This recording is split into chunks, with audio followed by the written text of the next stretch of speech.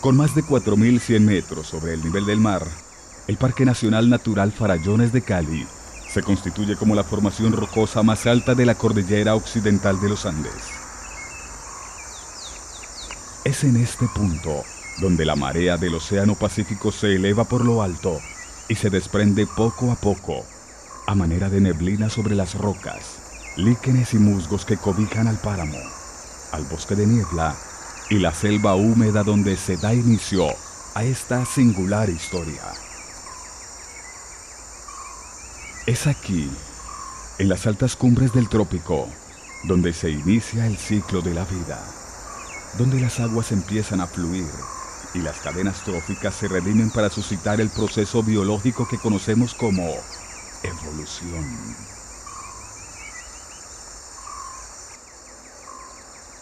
Los picos farallones representan uno de los últimos relictos sagrados de la naturaleza, como una magnífica fábrica de agua y energía hidroeléctrica para las poblaciones circundantes. Es uno de los escenarios de mayor biodiversidad vegetal en el mundo y es el hábitat de alrededor de 637 especies de aves, que constituyen una tercera parte de las que habitan en Colombia, el segundo país con mayor diversidad en avifauna del mundo.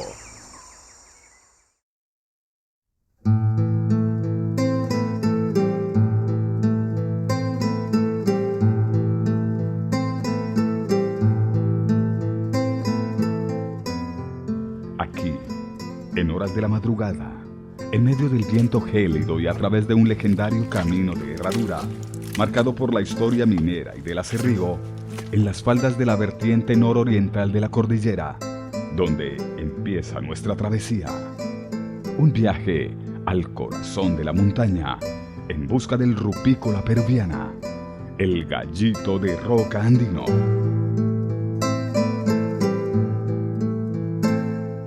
Nuestro recorrido inicia a eso de las 4 de la mañana desde el hogar de unos viejos amigos, quienes están dedicando sus vidas a la educación ambiental, el ecoturismo y la preservación de los recursos naturales de su región. Una familia de vaquianos que hospitalariamente nos ofrecen su albergue y nos preparan para fotografiar y registrar en cinta un espectáculo de la naturaleza, al cual han llamado el baile del gallito de roca. En el borde del camino, empezamos a descubrir a pequeños personajes que solo bajo el manto de la noche permiten descubrir su belleza. Algunas ranas, como las palmipes, se ocultan en medio de hojas nacientes. Otras manifiestan sus más primitivos instintos sin importarles nuestra presencia. Las ranas arborícolas son una gran muestra de la biodiversidad de una región, y estas pequeñas son un indicador confiable de la calidad de las aguas, de su grado de contaminación, el cambio climático global y el esparcimiento de un hongo que a nivel mundial diezma sus expectativas de vida. Durante el recorrido pudimos notar que una buena cantidad de ranas cantaban a la oscuridad. Notamos que sus voces, sus colores y sus tamaños eran muy similares. Un acontecimiento que nos llevó unos 10 años atrás, donde sus cánticos se escuchaban mucho más. Se podían observar a plena luz del día, a lo largo de trochas y quebradas. El panorama no parece ser muy alentador.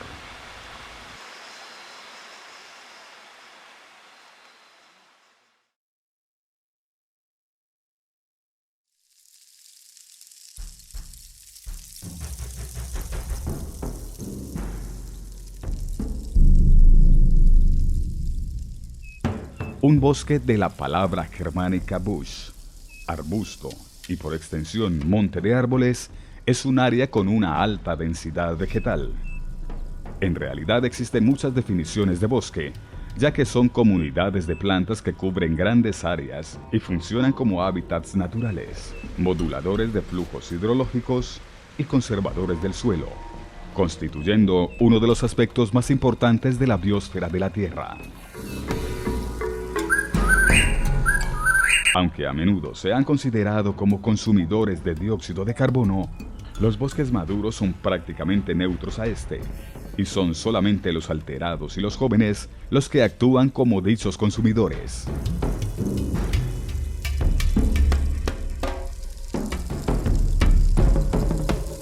En este escenario donde la selva húmeda y el bosque de niebla se entremezclan, salen a relucir algunos lagartos como los anolis. Se han identificado casi 400 especies y se sabe que algunas de ellas tienen la capacidad de cambiar su coloración para mimetizarse con el entorno. Algunos las consideran los camaleones de América. Estos lagartos son sumamente sensibles a los cambios de temperatura, ya que su forma de generar energía se resume en la absorción directa de los rayos del sol.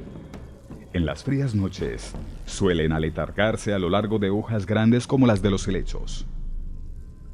Encontrar un anólido indica un buen augurio, y matarlos trae un mal agüero. Aún así, hay quien ignora las leyendas y mata los camaleones amazónicos para comérselos. El solo contacto de la mano humana en la piel de las ranas y los lagartos les genera cambios bruscos en su temperatura corporal, cambios que pueden significar su muerte. En la espesura del bosque hallamos a una diminuta coral, uno de los más espectaculares controladores biológicos que habitan en el farallón. Un ser que, a pesar de ser sordo y no poseer extremidades, tiene el beneplácito de ser apreciada en diversas culturas, pero el infortunio de ser repudiada en otras.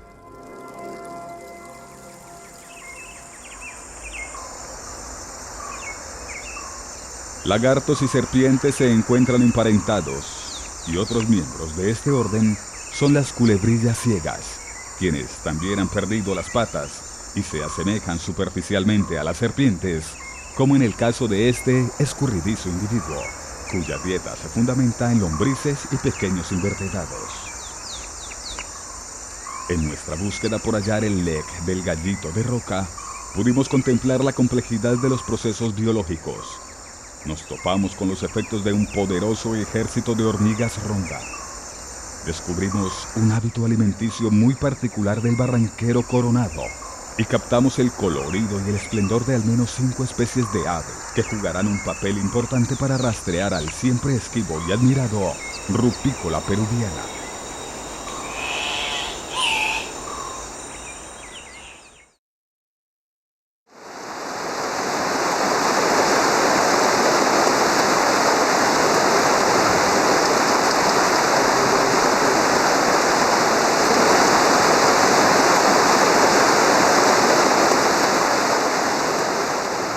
Durante todo el día, cerca a corrientes de agua, podemos descubrir a los momotos o barranqueros, una familia de aves tropicales del orden de los coraciformes, que incluye también a los martín pescadores, los abejarucos y los carracos.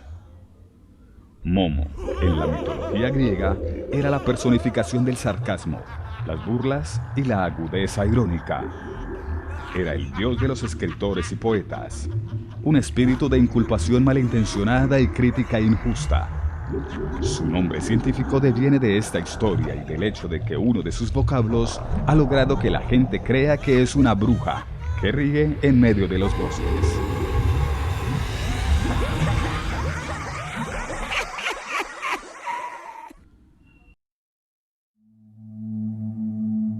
Son pájaros de tamaño mediano, habitantes de las selvas densas que se encuentran solo en la zona tropical del Nuevo Mundo.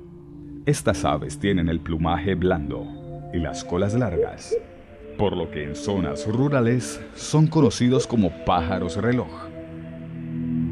En 8 de 10 especies descubiertas, las 2 plumas centrales de la cola, que son las más largas, tienen una parte del astil desnudo, por lo que se parecen a una raqueta.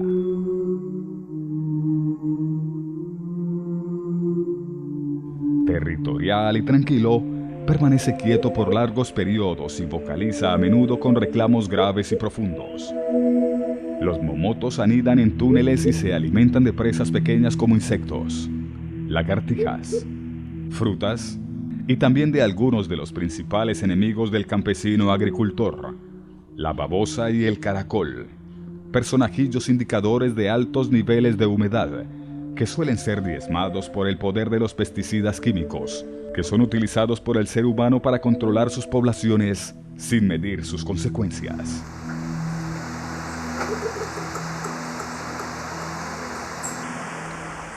El campesino fumiga a la babosa y el caracol, preocupado por el bienestar de sus cultivos. La babosa procesa y aporta nutrientes vegetales al suelo del bosque y constituye buena parte de la dieta de los barranqueros, quienes a su vez controlan de manera natural a sus poblaciones, que podrían a largo plazo establecerse como plagas. La lógica es simple.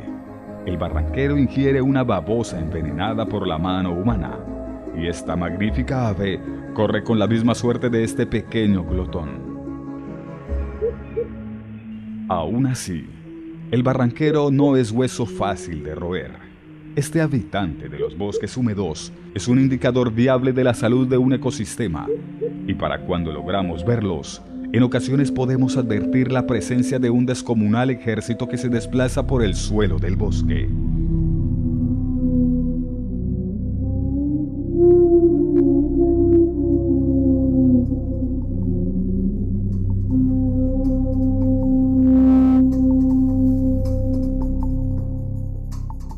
Insectos de todo tipo, arácnidos, escarabajos, gusanos y saltamontes huyen para salvar sus vidas del colosal ataque de la ronda, una hormiga de no más de 2 milímetros de largo, capaz de diezmar a los más aguerridos representantes de la microfauna, como en el caso de esta araña sepulturera. Algunos más inteligentes, como la cochinilla y la cucaracha, han aprendido a acorazarse y quedarse totalmente impávidos ante la presencia de la hormiga, a buscar las partes más altas de las hojas para evitar la suerte de los más lentos. Durante el viaje aprendimos por medio de la observación que el comportamiento de la hormiga ronda es disímil al de otras colonias como las de la arriera o la de fuego, ya que evitan los espacios abiertos como caminos, casi no recolectan hojas. Por el contrario, regulan la sobrepoblación de algunas especies de insectos, desmembrándolos y transportándolos a hormigueros, a los cuales no pudimos seguir su rastro. Pareciera ser que no les interesa afectar en lo más mínimo al ser humano. Aprietan sus mandíbulas levemente y prosiguen con su hecatombe. Es ahí, en medio del estrago de la ronda, donde pudimos apreciar un poco de la diversidad avifaunística que caracteriza a esta región. Ahí, en el momento en que los insectos logran salvaguardar su vida por unos instantes, que empiezan a ser capturados por una gran variedad de personajes emplumados, entre los que cabe destacar a la muy esquiva Avia cristata, muy parecida al cardenal guajiro, sumamente territorial cuando se habla de proteger el nido. Una especie endémica y una excelente oportunista de los momentos de conmoción que genera la hormiga.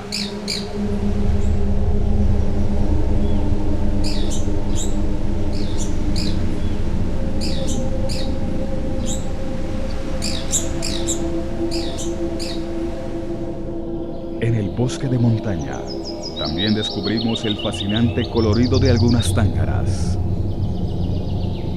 El inconfundible pico del tucancito radirrojo y el nido de amor de una pareja de chicaos. Nos topamos con un trepatroncos, un colibrí perezoso y una ardilla bastante escurridiza. Vimos el colérico vuelo de las oropéndulas,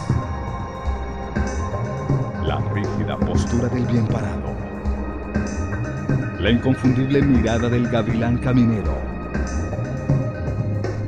y la labor de 3 distintos pájaros carpinteros: la carraquita, el buchipecoso y el carpintero real.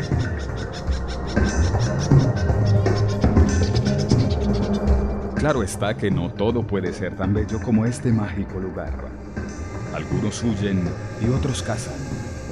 Y en el mundo de las aves, los insectos constituyen buena parte de su dieta alimenticia. No importa si se es un escarabajo, una lombriz, un grillo, una oruga, una mariposa, una avispa, una hormiga, una abeja o una araña. El mundo de las arañas tejedoras es quizá uno de los pocos que se ve a salvo del implacable ataque de la hormiga ronda. Estas cazadoras que constantemente se encuentran al acecho, esperan a que sus víctimas queden atrapadas en sus hilos de seda, para luego ser convertidas en comida. Aunque en algunas ocasiones, la víctima logra salvar su vida, como en el caso de este Chapula violeta, que deja a la araña néfila sin más remedio que aguardar por otra presa.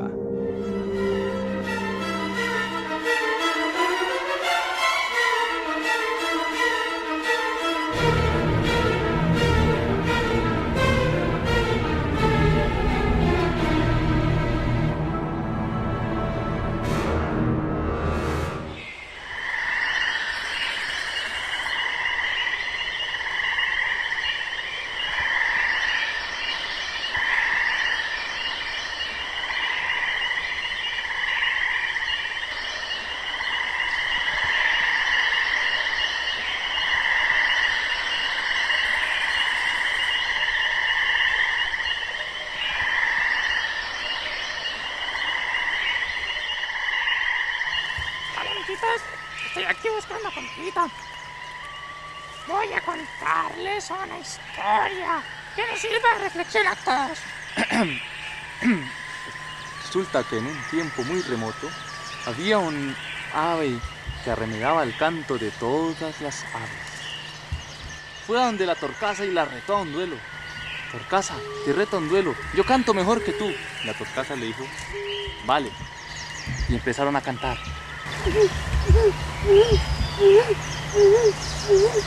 Y el ave cantaba mejor que la misma torcaza.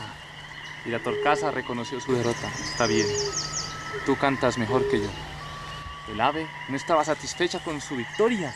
Fue y retó al barranquero. Barranquero, canto mejor que tú.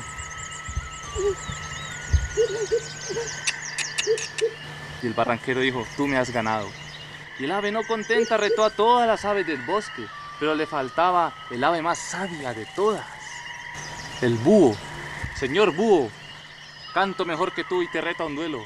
Y todos, oh, retó al búho, al sabio de sabios, al maestro de maestros. Sí, dijo el búho, hagamos el duelo. Y empezaron a cantar todas. Y el ave que lo retó, y todas reconocieron la derrota del búho. Y el búho dijo, sí, tú me has ganado. Pero dime una cosa, pequeña ave. ¿Cuál es tu propio canto? Tú cantas mejor que todas nosotras. Pero tu propio canto, muéstralo. Y el ave pensaba y pensaba. Trató de ensayar su propio canto y no lo encontraba. Le salía el de la torcaza, el del carpintero, el del barranquero. Le salían todos los cantos menos su propio canto. Finalmente se echó a llorar. Y el búho le dijo, te compadezco. Tú cantas mejor nuestro canto que nosotras mismas. Pero tú no conoces tu canto. Y aquel que no conoce su propio canto es como un árbol que no tiene raíces, no tiene de dónde agarrarse. Por eso, amigos míos, niños, ¿cuál es tu propio canto? Canta tu propio canto.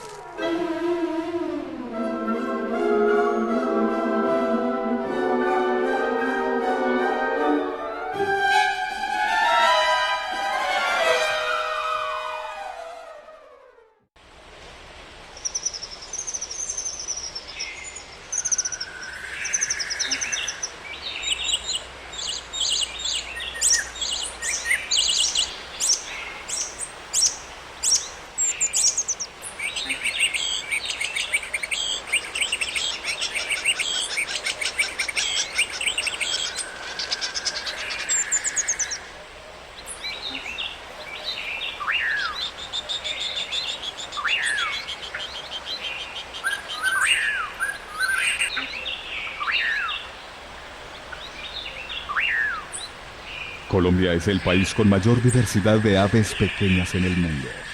Y en este grupo se destacan los colibríes y los ermitaños. Son capaces de girar sus alas en ángulo de 180 grados, lo que les permite volar de lado, hacia atrás o quedarse suspendidos en el aire. Estos simpáticos pequeños mueven sus alas hasta 80 veces por segundo, y semejante esfuerzo involucra el consumo de una gran cantidad de energía, que solo puede renovarse a través del consumo de néctar. Y se sabe que en periodo de crianza, la hembra puede realizar más de 140 vuelos en el día en busca de alimento. Una característica especial de los colibríes es el pico, que diverge casi siempre de especie en especie, y que su diseño radica en que cada pico representa una especialización a un tipo determinado de flor, que le permite al colibrí en cuestión ocupar su nicho ecológico particular, y de esa manera evitar la lucha con otras especies. La familia de los colibríes comprende más de 100 géneros que se dividen en un total de 330 a 340 especies en todo el Nuevo Mundo, a diferencia de los ermitaños, que aunque se les conoce como colibríes tropicales, carecen de plumaje iridiscente, y su grupo comprende aproximadamente 34 especies, en 6 géneros que se diferencian por características anatómicas muy específicas. Antaño se les mató por millones a fin de decorar los sombreros femeninos europeos, lo que probablemente llevó al exterminio de varias especies. Los colibríes se alimentan principalmente de néctar de flores para obtener las calorías que les permiten volar. Las proteínas las obtienen de pequeños insectos. Esta alimentación rica en energía por ser de azúcares simples es la que posibilita su estilo de vuelo altamente exigente. Los colibríes son atraídos especialmente por las flores de color rojo o naranja brillante, y cuando se trata de ir a la mesa, los machos son agresivamente territoriales con otros machos, en especial cuando la mano humana interviene y les facilita las cosas. Puede parecer bonito tener colibríes cerca, pero prácticas como la de facilitarles agua azucarada o melado reduce las expectativas de la flora para reproducirse, incrementa su agresividad por el control del libadero artificial y finalmente les reduce su tiempo de vida por el altísimo consumo de energía en dicho ritual, si se tiene en cuenta que son aves que en estado silvestre no alcanzan a vivir más de 3 años.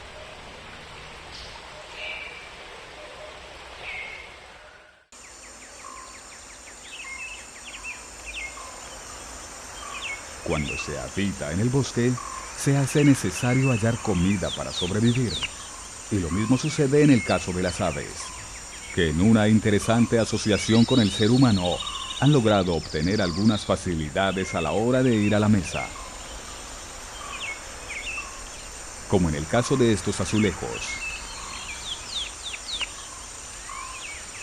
Este azulejo palmero, la asoma candela, el chihuaco, el gorrión y de vez en cuando una que otra zarigüeya que se escabulle por las noches.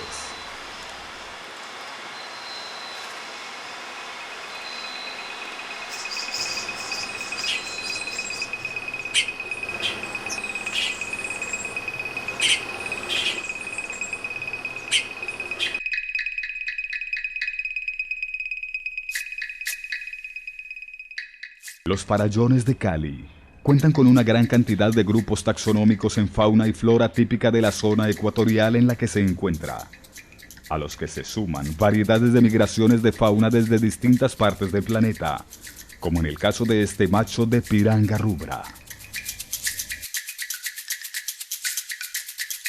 En cuanto a flora, el país posee alrededor de 45.000 especies de plantas, lo que equivale a un 15% del total de especies a nivel mundial, lo que se considera muy alto para un país de tamaño intermedio.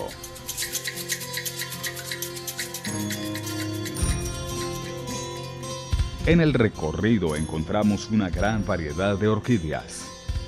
Estas magníficas plantas se encuentran en la mayor parte del mundo, pero son especialmente abundantes en los trópicos. No obstante, su capacidad de adaptación les ha permitido conquistar un sinnúmero de nichos ecológicos, desde los más secos y calientes del planeta hasta los más húmedos y fríos, ya que literalmente se distribuyen desde las regiones polares hasta el Ecuador. Las orquídeas son plantas herbáceas, terrestres o epífitas. Estas últimas se refieren a cualquier planta que crece sobre otro vegetal, usándolo solamente como soporte, pero que no lo parasita. Estas plantas son llamadas en ocasiones plantas aéreas, ya que no enraizan sobre el suelo. La orquídea es la flor nacional de Colombia, y se dice que ésta puede llegar a ser eterna en el entorno natural, ya que su vida se encuentra ligada a la vida del árbol que la sostiene, y para que los árboles puedan emerger de la tierra, por lo regular es necesario que alguien intervenga dentro del proceso.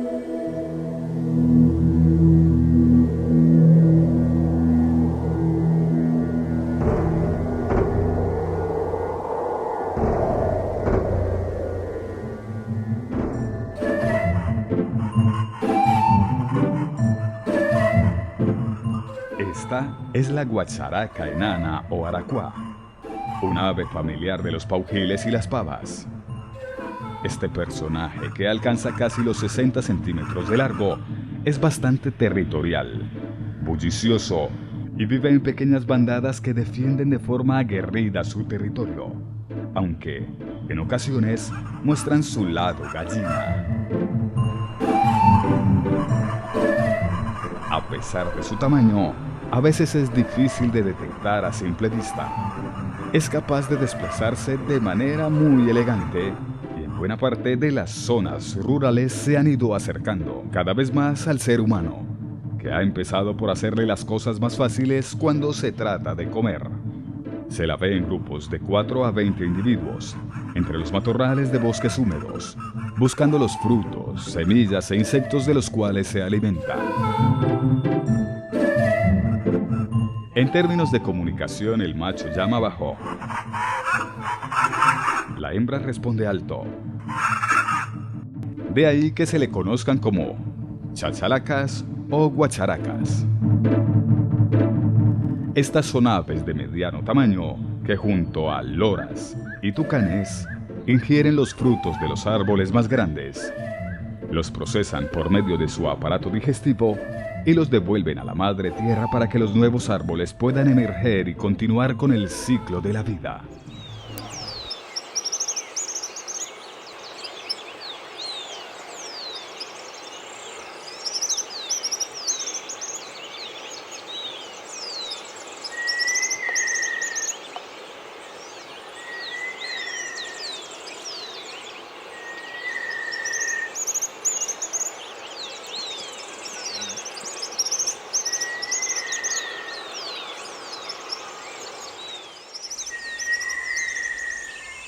El Parque Nacional Natural Farallones de Cali se extiende por 205.266 hectáreas protegidas entre los municipios de Cali, Jamundí, Dagua y Buenaventura. Su temperatura oscila entre los 25 grados en el piedemonte tropical y el punto de congelación en la cúspide del páramo. Esto se debe a que es una zona que geológicamente ha estado aislada y su cercanía al Océano Pacífico condiciona en gran parte el clima del occidente colombiano. Como fenómeno resultante, el páramo de la región es distinto a los otros páramos de los Andes, y su principal indicador es la ausencia de frailejones. En sus diferentes regiones se encuentran varias especies de mamíferos, entre los que se destacan los osos de anteojos, ardillas, zorros, pumas, marsupiales y murciélagos. Estos últimos, originalmente murciélagos, son un orden de mamíferos voladores cuyas extremidades superiores se desarrollaron como alas. La estructura del ala abierta es muy similar a la de una mano humana abierta cubierta por una membrana. Si bien la longevidad de los mamíferos suele guardar relación con el tamaño del animal, más exactamente con su periodo de crecimiento, el murciélago presenta una excepción a esta regla, puesto que pueden llegar a vivir 15 años o incluso más. La mayoría de los murciélagos son frugívoros o se alimentan de pequeños insectos. Como todo depredador en la cadena alimenticia, regula la población de las especies de las cuales se alimenta.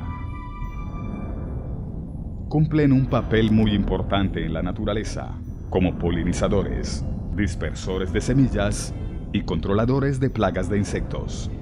Este individuo es uno de los 3 murciélagos vampiro existentes, el Desmodus rotundus, que carece de cola y es hematófago, es decir que se alimenta de la sangre de mamíferos de gran tamaño como equinos y bovinos. Posee 2 dientes incisivos muy grandes que le sirven para abrir superficialmente la piel de su fuente de alimento. Curiosamente, es un animal que comparte el alimento con otros compañeros incapaces de conseguirlo, mediante la regurgitación, pues si pasan 48 horas sin comer, mueren de inanición. Los murciélagos son los únicos mamíferos verdaderamente capaces de volar. A diferencia, por ejemplo, de la ardilla voladora, que en realidad planea, aunque esta no es dicho ejemplar. Sin embargo, en el camino encontramos al cuco ardilla, un ave de mediano tamaño que nos arroja una pista para encontrar al gallito de roca. El cuco ardilla mide casi 50 centímetros de largo. Se le conoce por nombres como Juana, Soledad de montaña o Alma de gato. Y cuco ardilla no es en vano.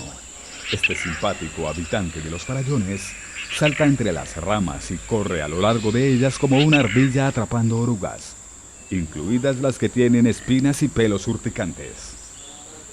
Forrajean en los niveles medios y altos de los árboles, atrapando escarabajos, chicharras y arañas del follaje. También se alimentan de bayas. Es un cuculiforme familiar de los garrapateros, aunque no lo parezca. Suele alimentarse del fruto de diversas especies de ficus, entre ellas las del ubo, un árbol muy especial al cual los gallitos de roca acuden cada amanecer para alimentarse y desplegar su bulliciosa danza de cortejo en el sitio de combate, el lek. Y ahí está. Ante nuestros ojos se posa el berreador, el gallito de las rocas, el tunqui, el ave insignia del hermano país Perú, una de las aves silvestres de más exótico plumaje del mundo. Habita en los bosques de las selvas altas. Los ornitólogos le han puesto el nombre latino de Rupicola peruviana, que significa ave de las rocas peruanas. El gallo de roca se distribuye a lo largo de los bosques nublados de las vertientes orientales andinas, desde Colombia hasta Bolivia, en alturas entre los 400 y 2500 metros sobre el nivel del mar. Su pariente más cercano es el gallo de roca guayanés, o Rupicola rupicola. Es notable por la increíble belleza de su plumaje, y a pesar de los brillantes colores en los machos, por lo general son difíciles de observar cuando no están en sus campos de despliegue, pues son ariscos y viven en cascadas muy profundas o en colinas remotas de tierras bajas. Presentan marcado dimorfismo sexual. El macho posee plumaje muy colorido, mientras que la hembra lo tiene de tonos pardos y apagados. Se alimenta sobre todo de frutos diversos, cuyas semillas digiere y dispersa, siendo así un instrumento de la naturaleza en la preservación de su entorno ecológico. El vocablo lek del sueco significa sitio importante, y según las investigaciones realizadas por biólogos de campo, la abundancia de alimento, la composición vegetal, la iluminación y la cercanía a los lugares de anidamiento permite que en poco tiempo el macho satisfaga sus necesidades alimentarias, quedando libre para dedicarse a su complejo sistema de competencia dentro de la bandada.